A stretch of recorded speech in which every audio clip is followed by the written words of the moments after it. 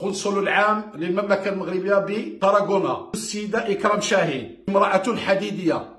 من لا يعرفها يموت متعطشا المعرفة، لأن عندها إشعاع دائع الصيت،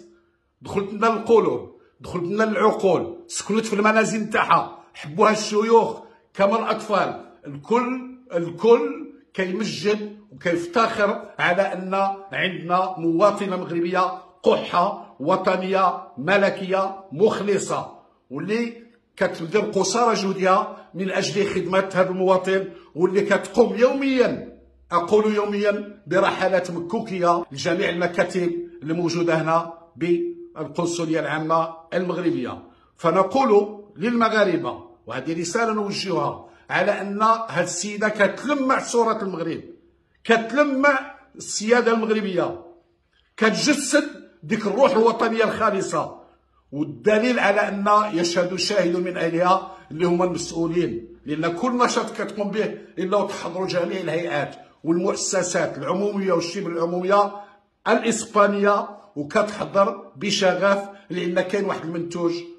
وكاين واحد المجهود اللي هو يستحق التشجيع، ونمدوا يدينا ليديها ونقولوا طوبى للمغاربة بهذه المرأة اللي هي في الحقيقة النموذج المتميز لامرأة مغربية خالصة تعمل من أجل رفع راية المغرب مرفرفة في سماء إسبانيا تحت الشعار الخالد: الله الوطن الملك. الإخوان والأخوات، المكان هو القنصلية العامة المغربية بطرابلس. الإخوان، الحدث هو زيارة محبة ومجاملة للقنصل العام بهذه المدينة.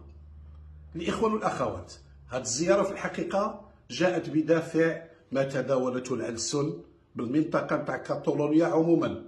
وبالجهة نتاع طرابلس خاصة، وعلى الدوام، وحسب استفسارات الجريدة والبحث الاستقصائي اللي قمت به، وجدت على أن من لم يشكر الناس لا يشكر الله، وعلى أن كاين قنصل عام قائم الذات واللي كيسعى على المصلحة تاع المواطنين في المجر بكل حكمة وثبات بتوجيهات المولوية السامية. الإخوان والأخوات، التميز والحكمة والثبات هو اللي دفع جريدة أخبار الشرق أنها تتحمل عناء السفر وتحضر هذا اليوم بالقنصلية العامة للمغربية بطرابلس. الإخوان والأخوات، عندنا قنصل عام مقيم اللي بشهادة الجميع،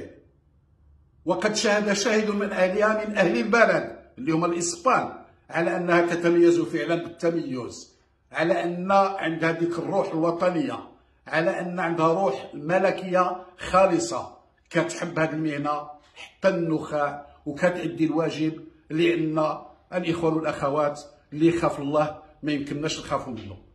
الإخوان والأخوات، في هذه القنصلية العامة كنجسدوا فعلا تقريب الإدارة من المواطنين، والتي ما فتح صاحب الجلالة نصره الله يوصي بها، وبتوجيهات وتعليمات من وزارة الخارجية. السيدة القنصلية العامة كتحمل مسؤولية الاقتراب والتقرب من المواطن في كل ما يهمه في الشأن العام ولا الشأن اليومي.